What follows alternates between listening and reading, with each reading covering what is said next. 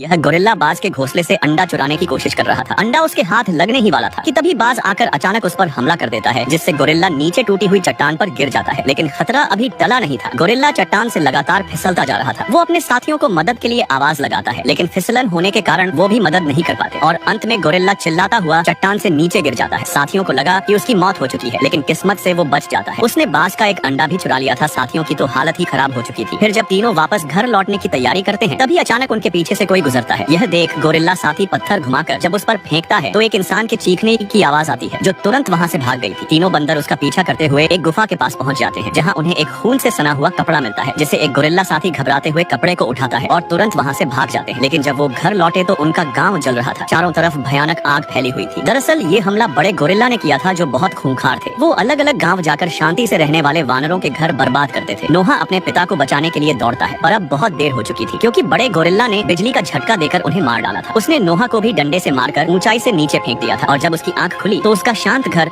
अब खंडहर बन चुका था। उसकी माँ और उसके परिवार वालों का कुछ अता पता नहीं था। फिर अपने पिता की मृत्यु लाश को देखकर नोहा का दिल रोने लगता है, लेकिन मुखिया का बेटा होने के नाते उसका फर्ज बनता है कि वो अपने साथियों को बचाए। इसलिए अपने पिता को दफनाने के बाद अकेले ही घोड़े पर सवार होकर गुफा में चला जाता है। आधे रास्ते में उसके मुलाकात एक लड़की से होती है, जो उन बड़े गोरिल्लों से बचकर भाग रही थी। धरती पर अब वानरों का राज था और इंसानों की आबादी भी बहुत ही कम बची थी, लेकिन लड़की अब नोहा की मदद करने का फैसला कर लेती है। वो दुश्मन गोरिल्लों की कैद से शांत वानरों को छुड़ाने के लिए मिशन में शामिल हो गई थी। फिर जल्दी तीनों दुश्मन के घर की ओर पहुंचने के लिए लकड़ी के पुल पर पहुंच जाते हैं, लेकिन पुल के नीचे पहले से ही बड़े गोरिल्ला घात लगाकर छिपे हुए थे और जब यह तीनों पुल पर चलकर आगे बढ़ते हैं, तभी पीछे से आकर गोरिल्ला ने तीनों को बंदी बना लिया था। जिसके बाद उन्हें वानरों के बेस पर लाया जाता है, जहाँ उसकी मुलाकात माँ और दोस्तों से होती है। किस्मत से उसका परिवार जिंदा था, लेकिन यहाँ उन्हें बिल्कुल भी आजादी नहीं मिलती थी। उन्हें बस ईमानदार गुलाम बनकर रहना पड़ रहा था। सबको इस कबीले के दुष्ट सरदार का आदेश मानना पड़ता है। सरदार चाहता था कि वो इंसानों के बंकर को खोलने में सब उसका साथ दे, क्योंकि बंकर के अंदर इंसानों के हथियार थे। सरदार उन हथियारों की मदद से धरती पर बचे कुचे इंसानों को भी मारकर राजा बनना चाहता था, लेकिन बंकर का दरवाजा बहुत ही ज्यादा मजबूत था। इसलिए सरदार को लड़की की जरूरत थी, ताकि वो बंकर के दरवाजे को खोल सके, क्योंकि वो उसके अंदर जाने का दूसरा रास्ता जानती थी। सरदार नोहा को मजबूर करता है कि वो लड़की को मना ले, वरना वो उसके परिवार को मार डालेगा। जिसके बाद नोहा लड़की के साथ मिलकर बंकर के अंदर घुस जाता है। वो इन हथियारों की मदद से सरदार को मारना चाहते थे, लेकिन जैसे ही उन्होंने दरवाजा खोला, तभी सरदार उनके सामने आ जाता है। यह देख लड़की तुरंत भागकर बम के फ्यूज को जला देती है, जिससे धमाके पुल उड़ जाता है। लड़की ने पहले से ही सारी योजना बना रखी थी। पुल के टूटते ही समंदर का सारा पानी बंकर के अंदर भर जाता है और नोहा अपने लोगों को लेकर ऊंचे स्थान पर आ गया था। लेकिन तभी अचानक सरदार आकर उस पर हमला कर देता है। अपनी परिवार की रक्षा के लिए नोहा सरदार से लड़ता है और उसे चट्टान से नीचे गिरा देता है, जिससे वो मारा जा चुका था। जिसके बाद वानरों और इंसानों के बीच वर्षों से चली आ रही लड़ाई अब खत्म हो चुकी थी। दोनों मिलकर अब शांति से, लेकिन तभी अचानक सरदार आकर उस पर हमला कर देता है। अपनी परिवार की रक्षा के लिए नोहा सरदार से लड़ता है और उसे चट्टान से नीचे गिरा देता है, जिससे वो मारा जा चुका था। जिसके बाद